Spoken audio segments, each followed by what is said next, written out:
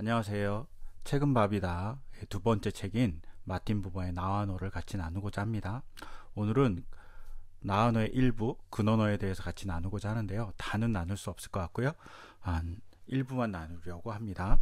그래서 표제 맥력은 1쪽부터 시작해서 27쪽까지, 그 다음에 긴천배역은 15쪽에서 28쪽까지 이렇게 보시면 좋으실 것 같아요.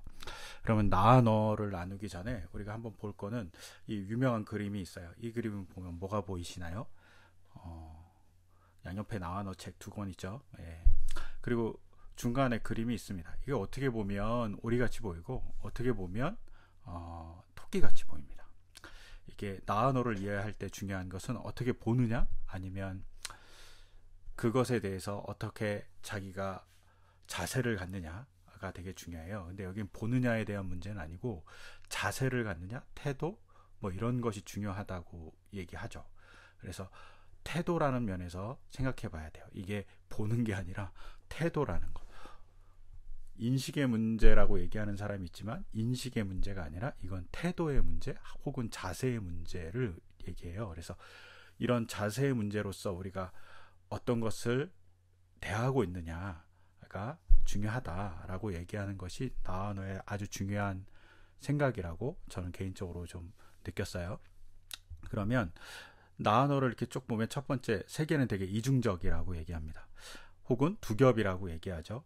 그러니까 세계가 이중적이라는 말이 두 가지로 보일 수 있다, 아니면 두 가지로 경험할 수 있다, 아니면 두 가지 이다라는 건데, 이 두 가지인 이유는 사람의 태도에 따라서 이중적이라고 얘기해요. 이게 보는 게 아니라 태도, 사람의 자세, 어떤 것에 대해서 나아가는 사람의 모습으로 인해서 세계가 이중적이라고 얘기하는 거죠. 그리고 사람이 이중적인 것은 그가 말할 수 있는 근원어가 두 가지이기 때문이라고 얘기해요. 그래서 우리가 읽어보셔서 아시겠지만 나와 너에서는 근원어가 두 가지죠. 나와 너라는 근원어가 있고 나와 그것이라는 근원어가 있다는 거예요. 옆에 이렇게 그림을 보면 두 가지가 보이잖아요. 뭐가 두 가지가 보이는지 안 보이시는 분도 있고 보이시는 분도 계실 텐데, 잘 보시면 하나는 검은색만 보면 헤어스타일이고 검은색 아래를 보면 남자겠죠? 남자의 얼굴이 보여요. 그래서 이게 근데 보이는 것에 대한 문제는 아니고 이 책은 태도에 대한 얘기를 하고 있어요. 자세. 예. 어떤 자세를 갖느냐가 중요하다라고 얘기하는 거죠. 그러면 어떤 자세를 갖느냐에 대한 얘기에서 근원어, 그러니까 두 가지 얘기밖에 할 수 없다고 얘기하면서 두 가지 자세라는 거죠. 나와 너의 자세가 있고 나와 그것의 자세, 혹은 태도가 있는 거예요. 그러면 뭐라고 얘기하냐면 근원어는 짝말이라고 얘기하는 거야. 나와 너, 나와 그것을 얘기하면서. 근데 여기서 의문을 첫 번째 제기해야 될 건 왜 근원어라고 얘기했냐는 거예요. 여기서는 근원어라는 얘기를 했던 가장 큰 이유는 인간의 소외, 원자와의 심각한 문제들이 발생했어요. 그래서 우리가 1차 세계대전이 있었고 그 1차 세계대전을 통해서 인간의 잔혹함을 보고 인간의 기술 문명이 발달했지만 기술 문명이 발달했다고 인간이 선하지 않다는 사실을 보게 되는 거죠. 또 뒤에 얘기지만 이 책이 23년에 발표되고 한 30몇 년쯤에 찰리 채플린의 모던 타임즈라는 영화가 발표됐는데, 그 영화에서도 마찬가지로 인간이 부속화되는, 기계의 하나의 부속에 지나지 않는 모습들을 보여줘요. 그러면서 되게 사람이 자기 정체성의 혼돈이 발생하는 시대에 산 거죠. 그리고 이것을 통해서 인간이 소외되는, 인간이 인간으로서 주체적인 삶을 살지 못하고 소외되거나 폭력이 발생하나 이런 것들에 대한 고민이 아마 서구세의 1900년대 초반에 많이 있었던 것 같아요. 근데 이런 것을 향해서 많은 이제 서구의 학자들은 기술명의 발달해서 인간이 기술에 의해서 소외됐다고 생각하는 면이 되게 많았어요. 근데 이런 태도에 대해서, 이런 관점에 대해서 마틴 부버가 아니다. 이것은 인간의 기술 문명이 발전해서 된 일이 아니라 인간의 기본적인 태도에 문제가 있는 것이다 라고 생각하면서 그 기본적인 태도에 대해서 근원어라는 말을 한 거죠. 그래서 제가 독일어는 잘 모르는데 독일어는 그룬트보트라고 얘기하죠. 그래서 이게 그룬트라는 게 근거, 바닥, 뭐 바탕이 되는 거. 그러니까 기본에 깔려 있는 언어가 있다는 거죠. 기본에 깔려 있는 언어가 있는데 그 기반이 잘못되었기 때문에 인간이 소외되고 원자화되고 폭력이 발생하고 이런 거라고 보는 것 같아요. 그래서 근언어의 문제가 있다. 근원적인 문제가 있다. 인간이 기술 문명의 발달로 그런 문제가 아니다라고 이제 마틴 부버는 본 것이죠. 그리고 이거를 뭐 영어는 프리머리 워드라고 그래갖고 기초적인 언어라고 이렇게 번역을 했다고요. 근데 왜 프리머리라고 얘기했냐면 기초, 처음 뭐 이런 말이기 때문에 그렇게 번역한 것 같아요. 이게 저 개인적으로는 그라운드라고 쓰는 게 더 낫지 않을까라고 생각했는데, 아니면 베이직, 프리머리, 이게 그라운드, 베이직, 프리머리 이게 세 개 다 섞여 있는 거 아닌가? 뭐 이런 생각을 개인적으로는 좀 해봤어요. 근데 이 근언어에 문제가 있다라는 말이 어떤 면에서 되게 예언자적인 선언이에요. 마틴 부버에서. 왜냐하면 문제가 발생하는데 그 문제를 해결해야 될 것은 인간의 뭐 관점을 바꾼다거나 아니면 인간의 문제에 대한 사회적인 문제에 대해서 얘기한다거나 이런 것 이전에 정말 기본적인 문제를 내가 꿰뚫어 봤다라는 말을 하고 싶어 했던 것 같아요. 약간은 허세일지 모르겠는데 아마 마틴 부버는 니체라는 사람의 영향을 좀 받거든요. 근데 그 니체가 짜라투스트라는 이렇게 말했다라는 책의 영향을 되게 많이 받았다고 이렇게 써 있죠. 뭐 이렇게 전해지는데, 짜라투스트라가 이렇게 산에서 동굴에서 이렇게 내려오잖아요. 그러다가 처음에 노인을 하나 만나죠. 노인을 만나서 뭐라고 얘기하면, 노인이 세상은 너의 말을 못 들을 것이다. 뭐 그러고 하지 마라. 너는 그냥 이 살림에 처박혀서 그냥 너 혼자 좋게 살아라, 이렇게 얘기하는데, 짜라투스트라가 뭐라고 얘기하면 나는 인간을 사랑한다. 그리고 내가 좋은 것을 주기 위해서 간다라고 얘기해요. 이런 초인이죠. 이렇게 초인이 이런 일들을 한다라고 얘기하는 거죠. 이것과 비슷하게 마틴 부버는 근언어의 문제를 잘 파악해야지만 인간이 제대로 살 수 있다라고 하는 대단히 예언자적인 선언, 혹은 정확한 건 아니겠지만 제 마음대로 생각하는 건 짜라투스트라의 어떤 그런 모습, 그런 것들을 호기차게 말한 거 아닐까? 뭐 이런 생각이 저는 개인적으로 읽다가 들더라고요. 정확한 거 아닐 수 있어요. 그러면서 이제 나와 너, 그리고 나와 그것의 몸가짐을 혹은 태도를 우리가 어떻게 봐야 되냐라고 할 때, 나 어떻게 얘기하냐면, 처음에 우리가 인간이 인식할 때 나로부터 시작해서 인식하는데, 사실은 나라는 그 말도 이중적이라는 거예요. 어떻게 이중적이냐면, 나가 있으려면 너가 있거나 나가 있으려면 그것이 있어야 되는 것이죠. 그래서 선제적으로 있는 것을 대하는 태도에 따라서 나가 달라진다고 생각해요. 그리고 너라고 말할 때 그 속에는 나가 있고, 혹은 그것이라고 말할 때, 그것이라는 태도를 가질 때 또 나가 있어요. 근데 이 둘이 다르다는 거예요.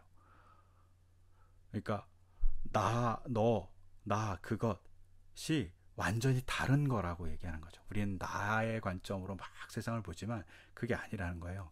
나의 태도로 보지만 그게 아니라, 나, 너의 태도로 살아가는 사람이 있고, 나, 그것의 태도로 살아가는 사람이 있다라고 얘기해요. 그리고 뭐 끝에 가면 이 두 개가 완전히 분리될 수 없다고 얘기해요. 나와 너, 나와 그것, 이게 혼재되어 있는 삶인 거죠. 근데 우리가 가야 될 길은 이제 나와 너의 만남으로 가야 되는데, 나 너의 관계를 가면 온 존재를 다 기울여서 너를 만나야 돼요. 근데 너를 만난다는 것은 왜 가능하냐면, 태초에 관계가 있었기 때문에. 우리가 태초에 하나님이 천지를 창조하시니라 이렇게 얘기하잖아요. 태초에 말씀이 있었는 요한복음에. 그런데 이 사람은 뭐라 했냐면, 그것을, 말씀을 관계라고 부른 거죠. 태초에 하나님이 관계를 만드셨다고 얘기하는 거예요. 너를 만들고 뭐 이런 게 아니라 관계가 있었다는 거죠.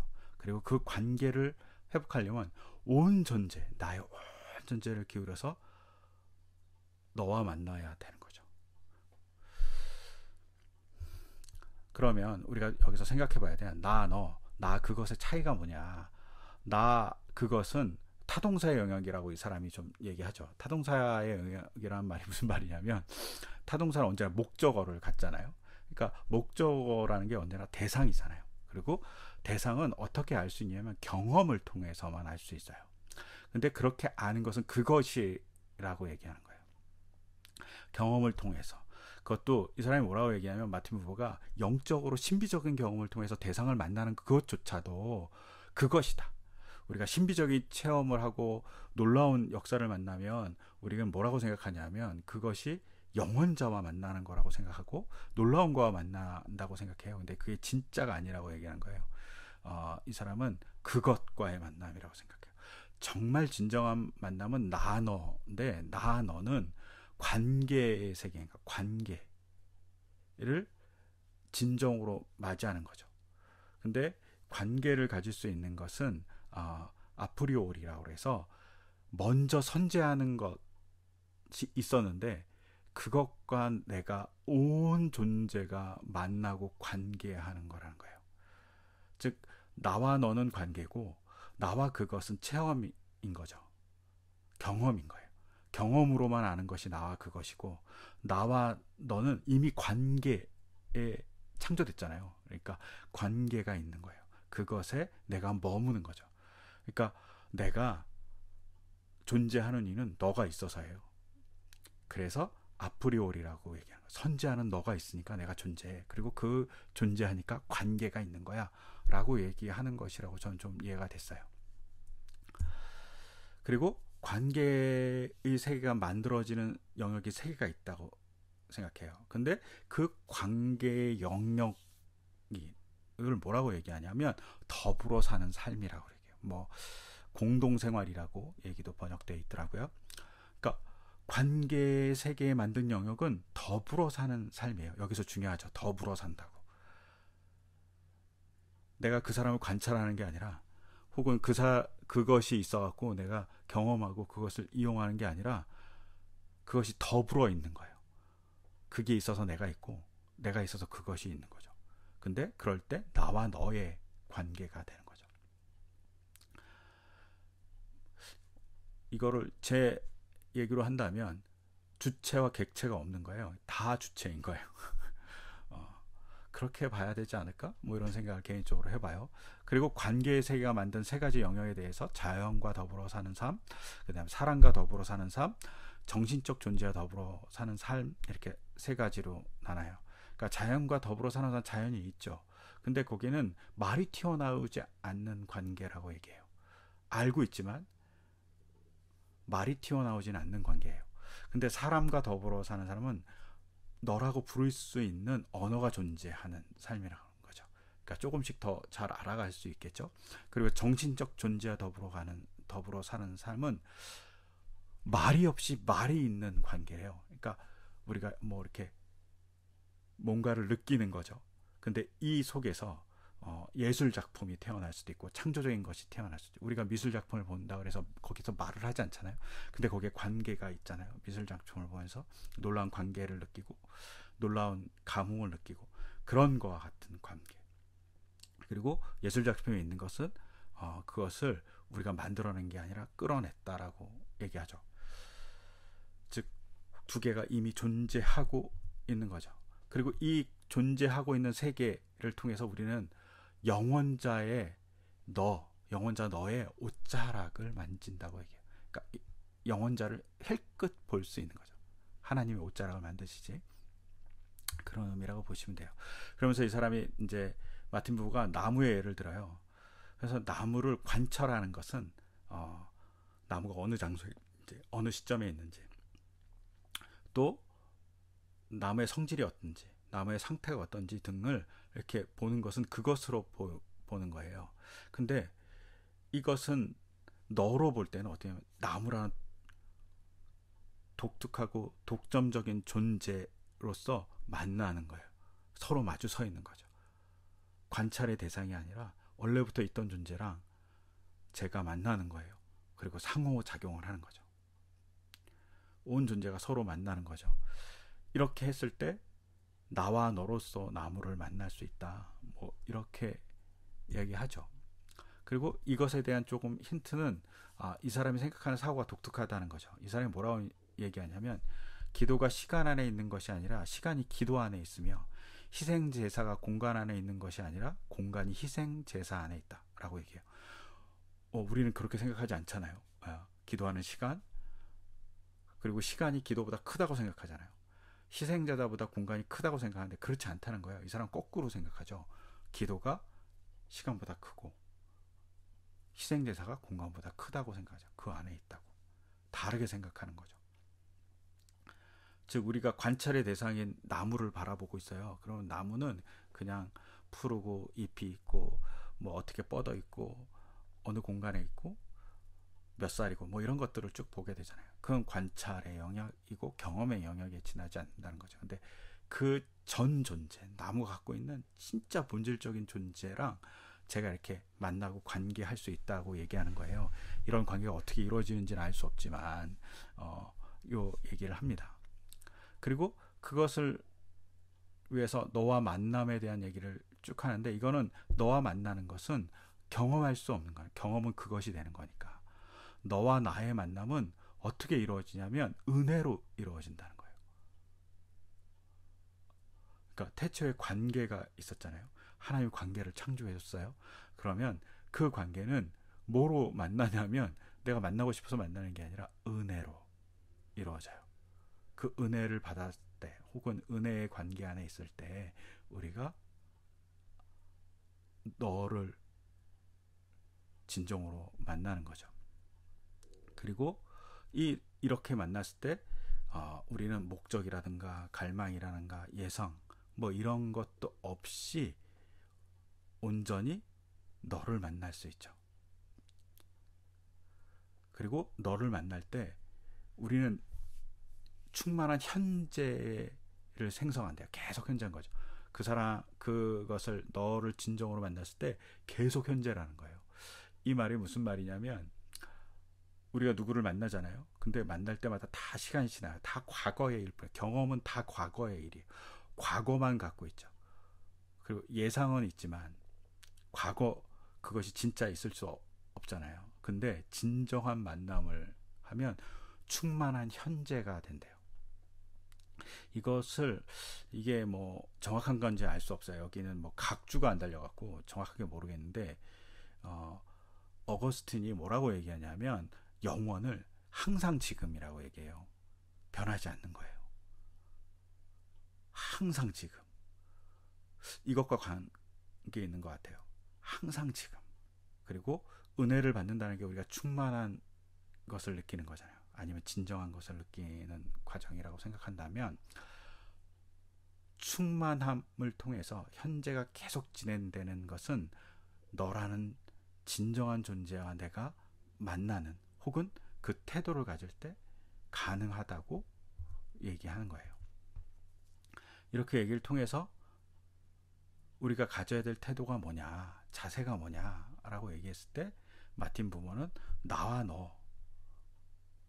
너의 태도를 가져야 한다. 근데 인류가 되게 어려워진 이유는 뭐냐면 나와 그것의 태도를 너무 많이 가졌기 때문이다. 이용이라든가 목적, 갈망이라는 수단으로 그것을 경험하고 그것을 보고 있기 때문이라고 얘기하는 거예요. 그것을 대하는 태도가 그렇다고. 근데 우리가 진정으로 은혜를 받아서 나와 너의 관계로 태도를 가졌을 때, 무엇을 볼 때, 자연이든 사람이든 영적인 존재든 태도를 가졌을 때 그때 진정한 회복이 일어난다 라고 주장하고 싶었던 것 같아요. 그런 면에서 조금 뭐 요거를 좀 기독교적으로 바꾼다면 우리가 있는 모습 그대로 이런 말 하잖아요. 있는 모습 그대로 서로 바라보는 거죠. 있었으니까.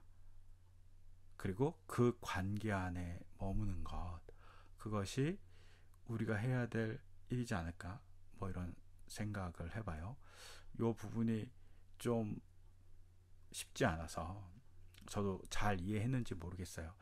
이 책이 기본적으로는 칸트의 얘기와 제 생각으로는 니체의 얘기와 어거스틴이라고 얘기하는 사람의 이야기가 좀 혼재되어 있는 것 같아요. 그러니까 정리를 어떻게 해야 될지 잘 몰라갖고 제가 고민 많이 하고 다른 책도 몇 개 봤는데, 하여튼간 나와 너의 근언어로서의 관계는 우리가 지금까지 봤던 시각이 잘못됐다, 아니면 시각이 아니라 태도가 잘못됐다고 얘기하는 거라고 보시면 좋으실 것 같아요. 태도를 고쳐야 된다. 그리고 그 태도에 의해서 온전히 우리가 영원자 너를 향해서 영원자 하나님을 만나는 관계로 갈 수 있다 라는 얘기를 하고 있다고 보시면 좋으실 것 같습니다. 그리고 다음 주에는 나머지 근언어 일부의 근언어 나머지 부분을 같이 나누겠습니다. 감사합니다.